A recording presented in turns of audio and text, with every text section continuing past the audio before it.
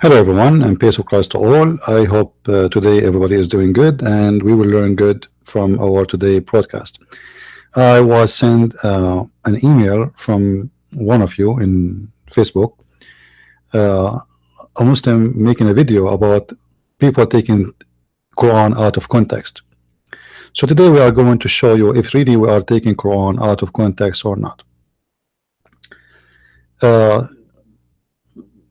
And I prefer to do this video and live broadcast, so we do not need to load and unload. It's going to be done one time. It's going to be easy, and I'm not going to play the Muslim video, so they don't claim copyright over it.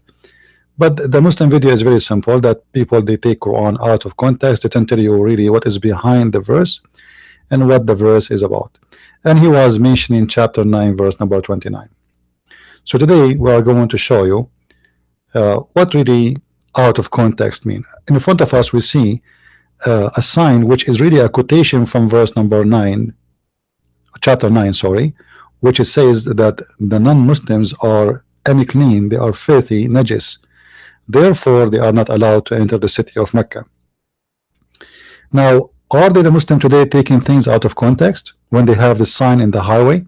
Imagine if we have a sign like this in New York and the sign says there's roads for Muslims and there's road for Christians and Jews, and the reason we give Muslims a special road because they are unclean and they are dirty. Is that being taken out of context, or this is your Muslim something you practice today, and this is something exists right now in Saudi Arabia, as we see in the highway of every corner in Saudi Arabia when you are getting close to Mecca or Al Medina? So the propaganda of taking things out of context is very, very funny, and I find it very, very funny too, because the Muslims is the one who take every verse in our Bible out of context, but yet they ask you when you speak about the Quran not to take it out of context. So today we are going to show them that it's not us, the Christians, who take Quran out of context, because we never quote Quran without quoting the interpretation. As long as a scholar, he mentioned, or he claimed to be a scholar, chapter 9 verse 29. So I said to myself, and he mentioned too in the video, his video, that people, they don't show you the interpretation. So I'm going to show you the interpretation, and whatever the interpretation says, I am sure the Muslims should accept, because they are the one who is asking us to accept the interpretation. So we will not take it out of context. This is the interpretation of Ibn Kathir, and this is the chapter 9 verse number 29. First of all, the Muslim, he says that, you know what, the war with the non-Muslims, because the non-Muslims, they broke the treaty. The fact that chapter 9 verse number 9, verse number 1 is speaking immediately that Allah, he gave a license for the Muslim to break any treaty they have with non-Muslims. So if we go here in verse number 1, you will see it says it clearly, a declaration of immunity from Allah and his messenger. Declaration of immunity from what? From any contracted mutual alliances you have with those non-Muslims. So it was Allah who gave the Muslims the order to break any any treaty they have with non-Muslims. Now remember, always the history we read about Islam is written by Muslims, so we don't read the other side of the story, and that will make it unbalanced. Imagine I tell you, imagine you are a police, you come to me, I have a fight with my neighbor, and then you ask me to what happened.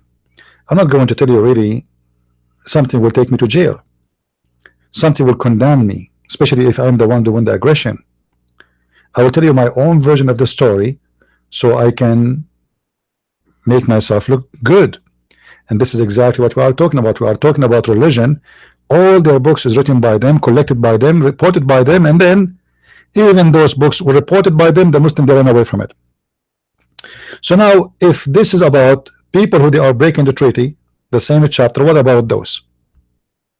Chapter 9 verse number 29 and verse number 28.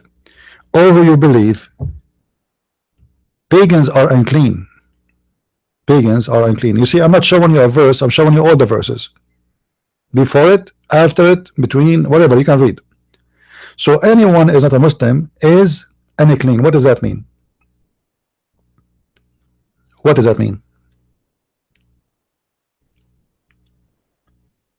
It's nothing but a fascist practice, where we showed you the sign is coming in Mecca is coming from where? This is coming from here, from the chapter 9, where it says the non-believers are unclean. This is why those dirty are not allowed to enter this place, for simple reason: they are unclean, they are filthy dirty. You know, the Muslim, they used to talk about South Africa system or regime, where they used to have buses for the white and buses for the black. Until now, Islam practiced that, and Islam will practice that forever until Islam is being destroyed. Right now in Saudi Arabia, they have a sign, as you see, for Muslims, non-Muslims. For non-Muslims are unclean, but yet they are human, right?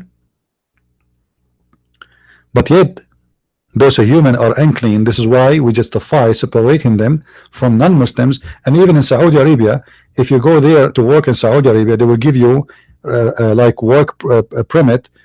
If you are a Muslim, they will give you a white book, white permit, which will allow you to enter this highway to go to Mecca. If you are non-Muslim, they will give you a brown one, which is a sign of being a dirty. So non-Muslims, all of them, they have a brown permit or permit of work, and Muslims, they have white one. For white is the clean and brown is the dirty. So now, are we taking things out of context to see if this is true or not? We go to the book of Tafsir, and this is Ibn Kathir in front of us, and this is a Muslim website. There's no question about that.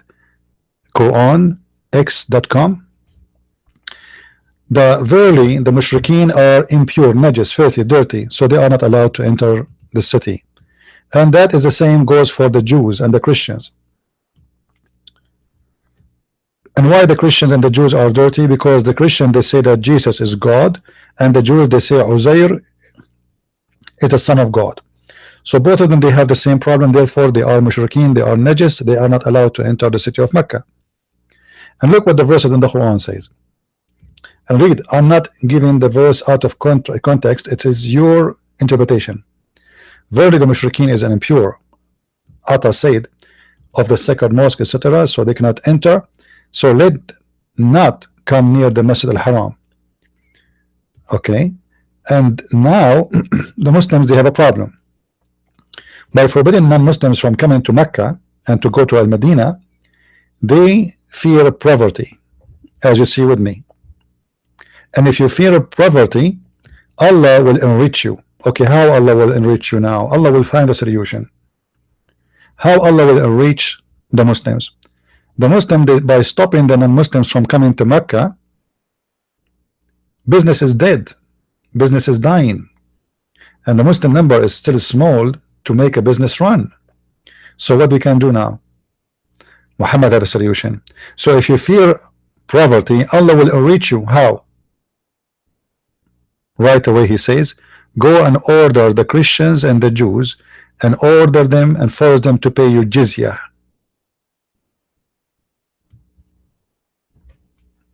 So this war against the Christians and the Jews was not really because you are defending yourself. Those people, they never attack you.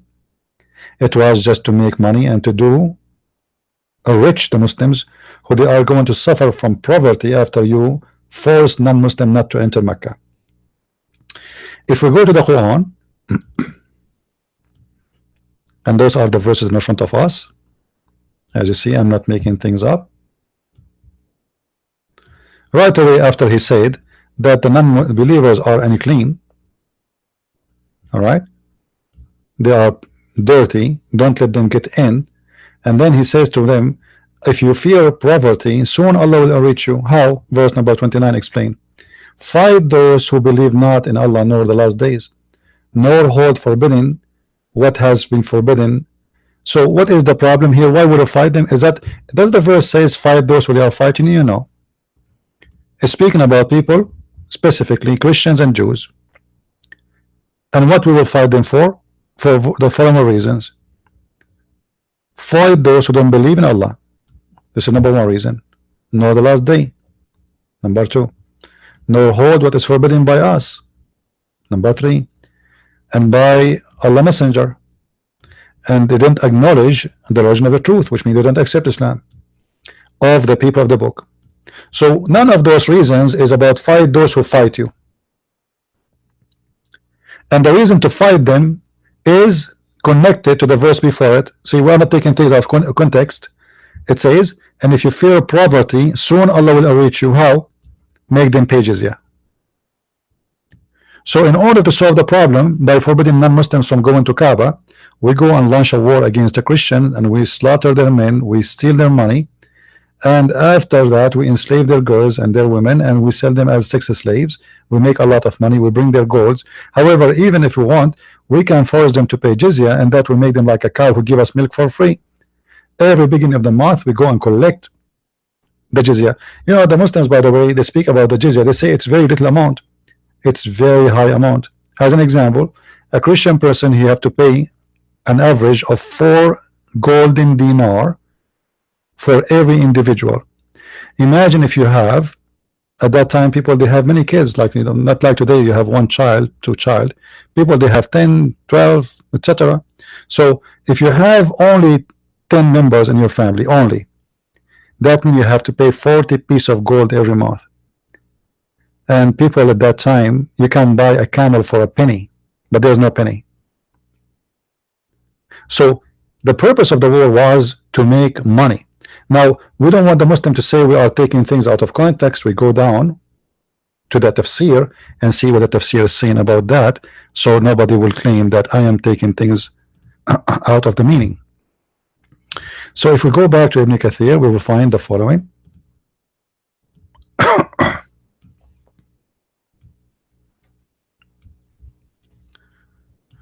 I hope the text is clear for you. So we go and fight them, and they will feel themselves subdued, humiliated, etc., and we will take their money. Okay, more interpretation. Fight against those who believe not in Allah in the last day, and who don't acknowledge the origin of the truth, until they pay the jizya with willing and submission and feel themselves subdued. Now the interpretation is coming. Therefore, when the people of the scriptures disbelieved in Muhammad, they had no beneficial faith in any messenger or what the messenger brought.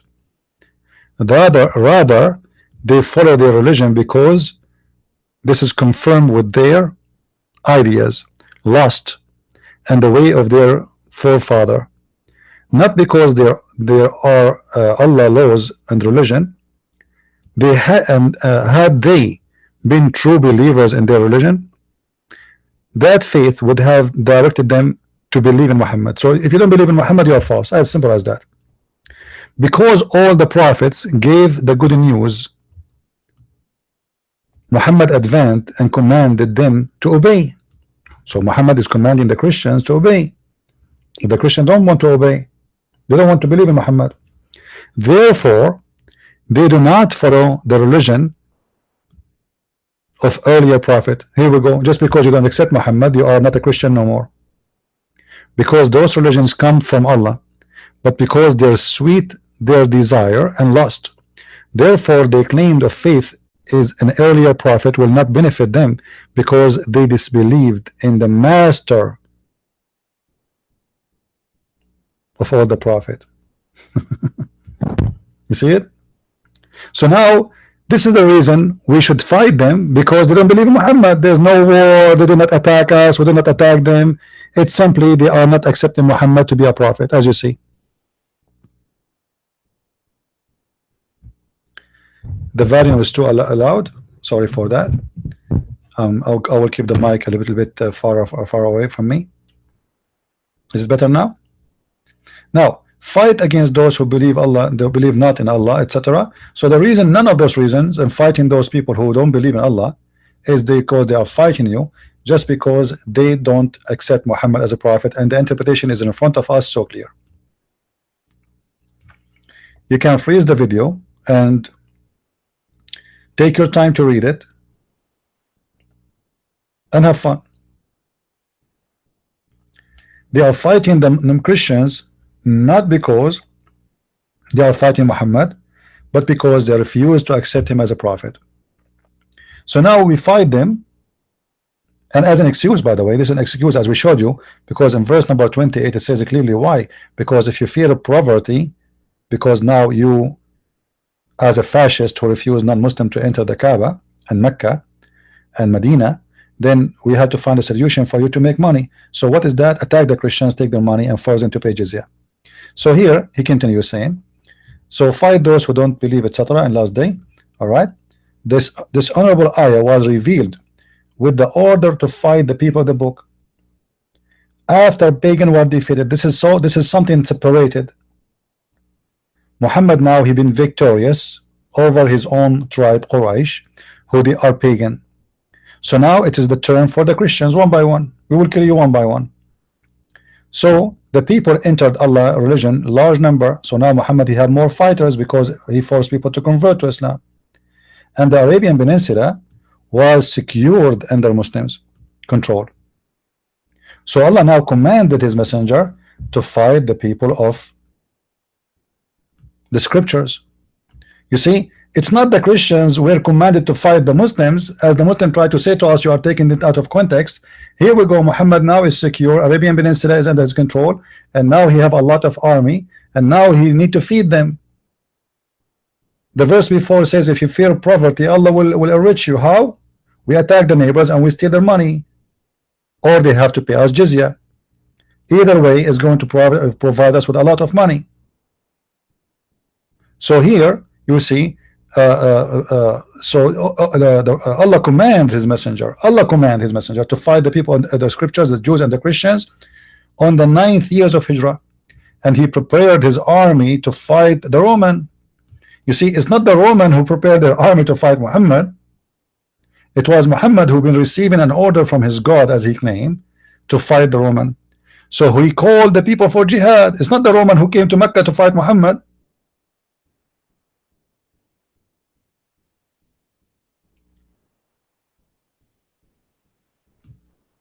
So the Muslims, they went all the way to the Roman side in Tabuk, and they made the camp there for 20 days. And then anyway, the order of Allah did not. This is an additional proof, by the way, that Muhammad is a false prophet, because Allah he told Muhammad, go and you will be victorious, and we will conquer the Roman. They went there and they sat there for 20 days, and they came back to Medina without accomplishing anything because they could not make it.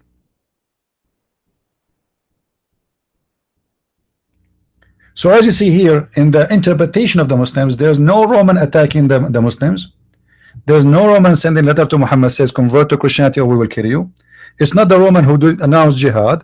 It's not them who came to Medina or to Mecca. The Roman never entered Saudi Arabia. Tabuk is always part of Jordan, and now it exists as a line of borders between Saudi Arabia and Jordan. So when the Muslims they say we are taking things out of context is an absolute pure lie. Then let us continue. We don't want to stop here because we might still did not give you the enough proofs and reasons. So then here he says paying jizya is a sign of kufr and disgrace. The Muslim they lie to us. They say that jizya is just a tax. That's absolute false. Because if jizya is tax, why it's a sign of kufr and disgrace? Jizya in Arabic is a word mean penalty. So paying jizya is a sign of kufr and disgrace. What does that mean exactly? Allah said until they pay the jizya. So you fight them until they pay you. The Muslim they say to you, we forced Christians to pay jizya because we don't you know, we protect them. But protect them from who? From us. You know, we protect them from being killed from us. You see how filthy this excuse is? It's like the gang in Sicily, the mafia in Sicily in Italy in the old days. So if you don't choose, actually, by the way, for those who do not know, the island of Sicily, the mafia, is started because of the Muslims' occupation. They learned that from the Muslims. When the Muslims start forcing jizya, those filthy, trashy people in that some filthy families, they decide to practice jizya even after they kick the Muslims out from there. Still they want to practice the jizya because it was very successful business. You sit home every first of the month, you go around and you ask people for money to pay you, to protect you. And this is how the mafia started. It was started from the chapter 9 verse number 29. Even the Italian mafia is coming from the Quran. So if they choose not to embrace Islam, so what we do for them, we force them to pay jizya, and it's a sign of kufr and disgrace, and feel themselves subdued, disgraced, humiliated, etc. And he continues saying, therefore the Muslims are not allowed to honor the people of the Ummah. So they say to you, why ISIS are treating Christians bad and Yazidi? Look what the Quran is saying. Look, this is the Quran. Muslims, they have to humiliate you if you are not a Muslim. Not only they have to suck your blood and steal your money, it is the duty of a Muslim to insult you, to humiliate you, to spit in your face. So this is why, therefore, read with me. Let me scroll up. Therefore,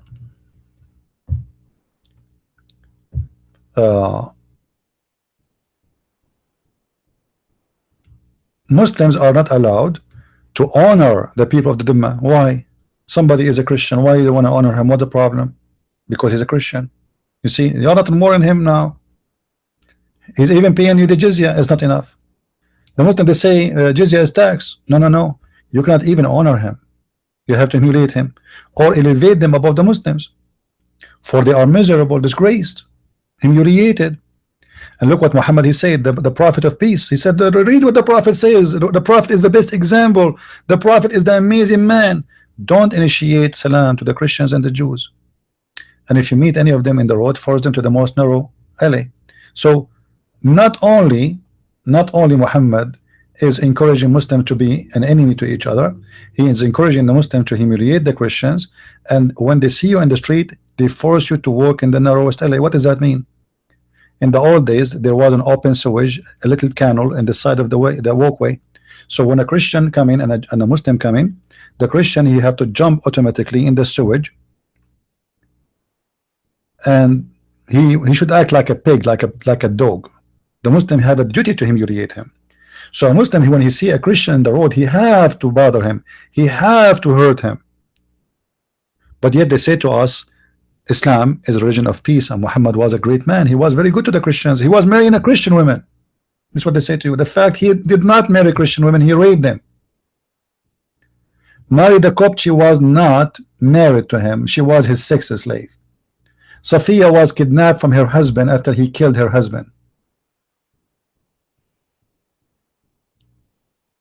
And then they quote for you the conditions what Umar al-Khattab he made and the Christians when he attacked Jerusalem.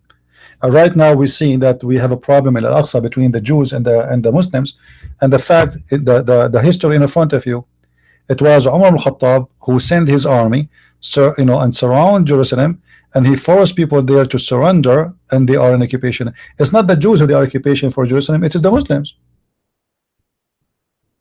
Until that day, as we see in front of us in the text, there was not a single Arab in Jerusalem,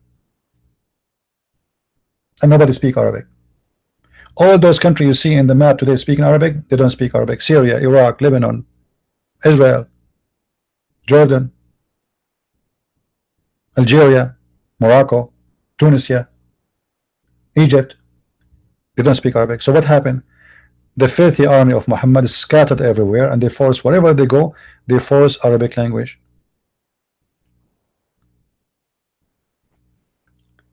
So they say to you, don't take things out of context, but the fact they are the one who do so, and they are the one who try to fool you with their propaganda. Muhammad, he said it clearly, if I was victorious, I'm going to expel the Christians and the Jews from the Arabian Peninsula. Why, Muhammad, you want to expel the Christians and the Jews from the Arabian Peninsula? Is that because you are a peaceful prophet? So when ISIS, they give 24-hour warning for anyone in a certain town to leave, this is what Muhammad did. And then they come and they slaughter everybody. Either you convert or run before we come to you, expel you. The Muslims always speak about fascism, about the slavery. Islam is religion of slavery. Islam is religion of fascism. Islam is religion of genocide. And this is why you see zero Christian in Saudi Arabia. All those who live in Saudi Arabia right now, they are not citizen if they are not non-Muslims. Only Muslim can be a citizen in Saudi Arabia. And that was the scenario for all those countries for 1400 years. But yet they try to fool us and speak about good and bad. When the Muslim they speak as an example of like a crucifixion, they say ISIS, they torture people. Well, Muhammad, he tortured people too. In chapter 5 verse number 33,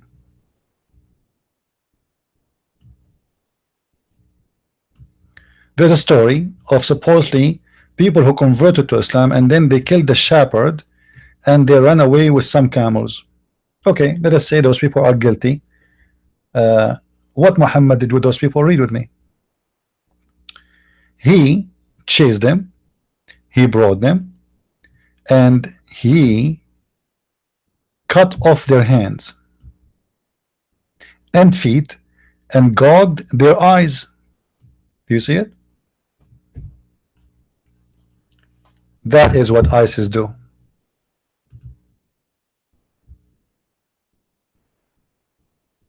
They hang people in the cross and they gag their eyes and they cut their feet and their hands. This is exactly what they do.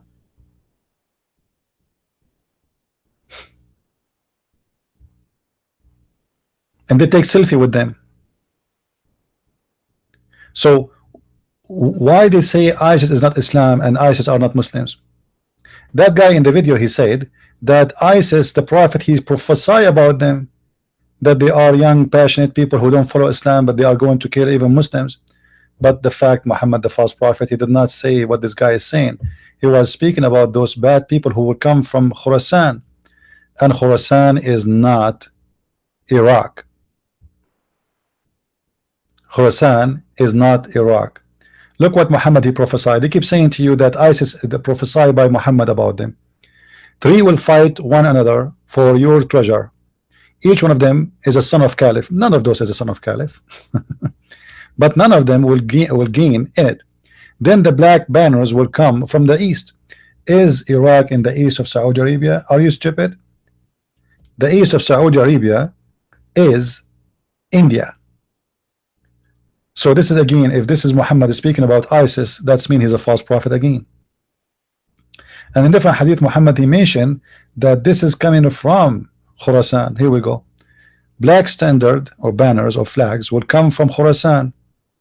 What Khurasan have to do with Iraq? And then they will enter Jerusalem.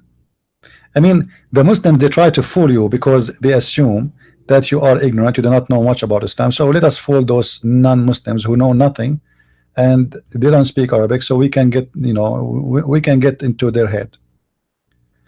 And Muhammad crimes is all over.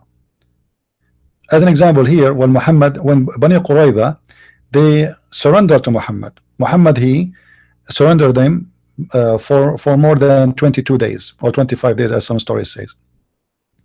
Don't those people, they agree to put down their weapon and they are in their houses. It's not them attacking Muhammad, it's Muhammad attacking their towns. So they surrender. Muhammad he promised them to be just with them. What he did, he slaughtered them all after they surrender. So ISIS, when they slaughter a prisoner, that is very Islamic, because Quran, actually there's a verse in the Quran says, let us see if we go in the Quran.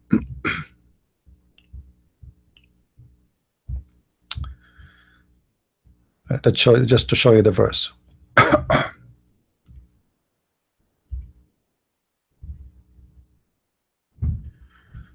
Switch to Arabic.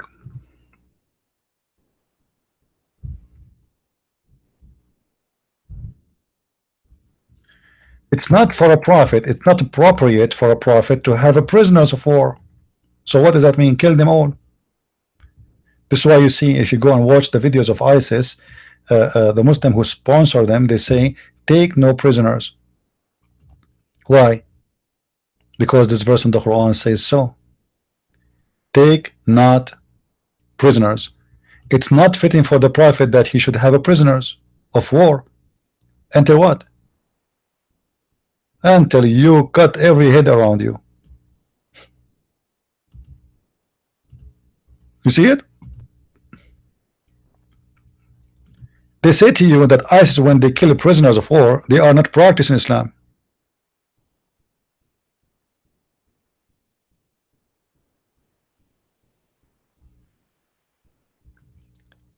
It's not for any prophet to have captives until he has made a slaughter in the land. A person, you see in the video, the guy who you sent me the video, he says that if somebody in the battle he asks you for asylum, you give him asylum. Read with me. It's not appropriate for a prophet to take anyone captive, slaughter them all. So what the captive they take? Then the Muslim, they take the women, the children. The children, they make them as sex slaves, and they force them to convert to Islam.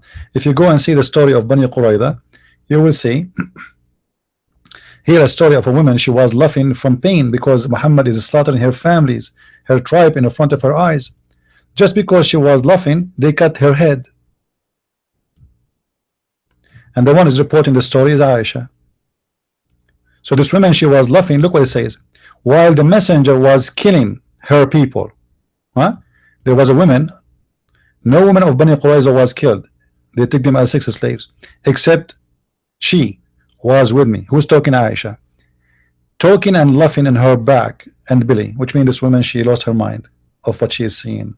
Very ugly, disgusting scene. Her family are being slaughtered in front of her eyes. Extremely. While the messengers of Allah was killing her people. Why the prophet of God, who is very peaceful, he is slaughtering people. They surrender. They are not fighting no more. They are captive of war, because the Quran says take no prisoners until you slaughter enough people to convince them that you better convert to Islam. So slaughtering was a method of terror.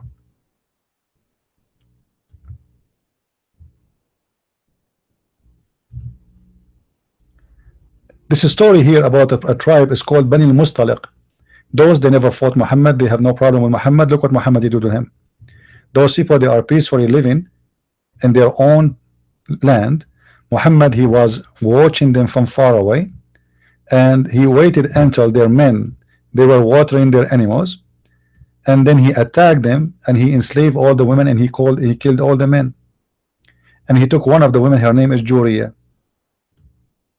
Actually, I know a woman, she left Islam because of the story of Juriya. Because in this story, it shows how evil Muhammad is. So Muhammad, he take all the children are captives, but he killed all the men. Some stories, they said that he let some of the men to live as slaves. But those people are not fighting him. We can show you tons of stories. Here you will see how Muhammad, he killed children. I heard, etc. The story here saying that during the war in against Qurayza, when Muhammad, he was victorious over them, they lined up all the children. So those who have pubic hair had grown were killed. What does that mean? It means someone, he is 9 years old, he have little pubic hair around his private part, he should be killed. And the Muslim, they say to us, the prophet, the rule of war, don't kill children.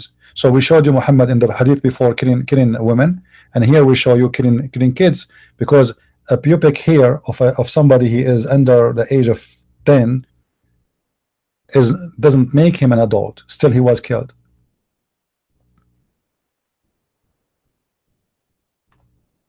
So when the Muslims speak about taking things out of context, this is absolutely false statement.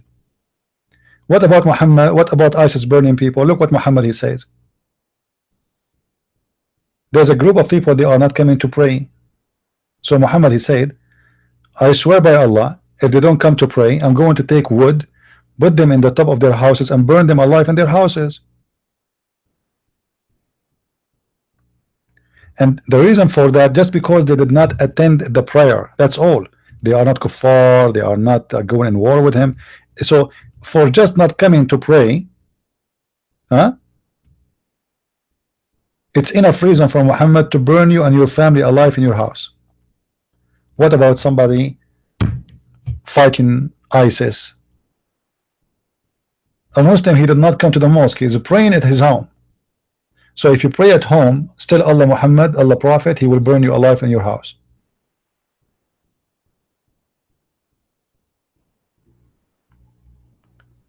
So when they say to you Islam is not ISIS, you should make a challenge for them, says, name for me one thing ISIS did Muhammad did not do. All right, I hope you guys actually there's a story about when Muhammad he attacked the Jews, he took the woman, her name is Safiya, he raped her. Let me show you the story here. It's in Arabic, but it's okay.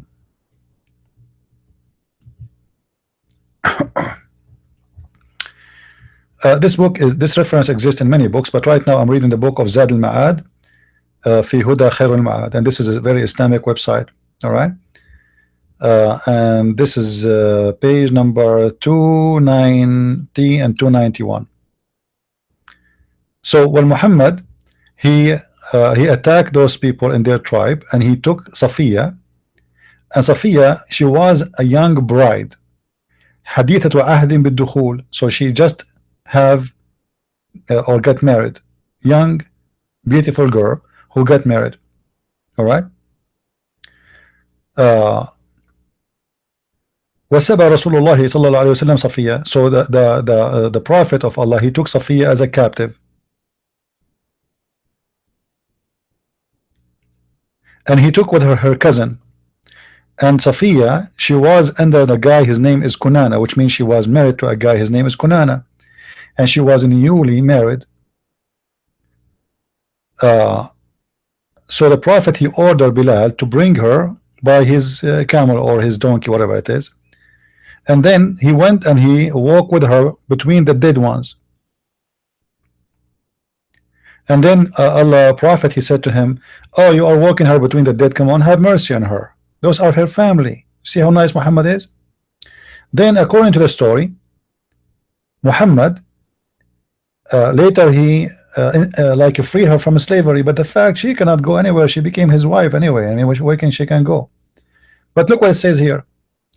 When Muhammad he took her from her family after he killed her family and her tribe, he took her to one of his tent. ولما بنى بها بات أبو أيوب ليلته قائما قريبا من قبته.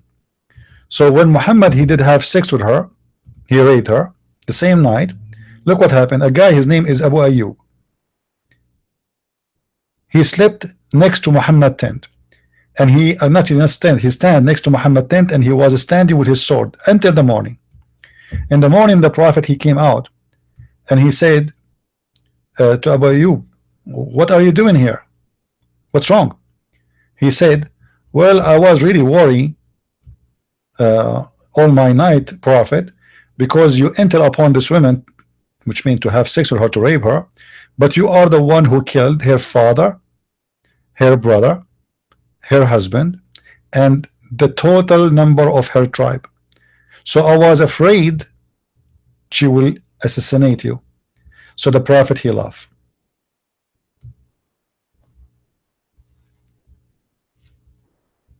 And again, this is the reference in front of us.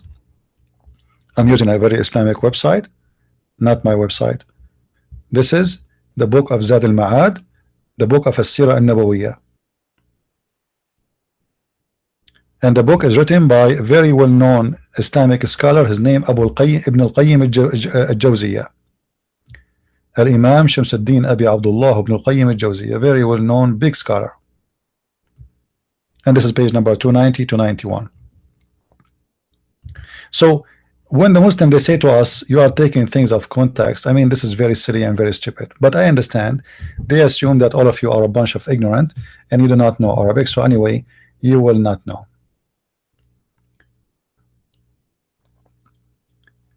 So always take notes and don't be a fool. And this is why we encourage people to download my videos. And as you know, I don't do my videos for my own. I make them for the sake of everybody. So feel free to download my videos and I have no problem for people downloading my videos, put them in their website. Don't claim they are yours, and don't claim to be Christian Prince, and don't do editing. And please don't forget to mention the link which people they can contact me, which is patreon.com, underneath of the video, if they like to contact me. If you have any question, if you have any topic you like me to answer, if I did not talk about it yet, let me know, and I will be happy to answer it. And if you like to invite me to your church or to your organization to make a seminar, feel free to contact me too. All right, with this I want to say thank you very much. May the Lord bless you and keep you in good health and wealth. And this is a Christian Prince who was speaking to you about the cult and the filth of Islam.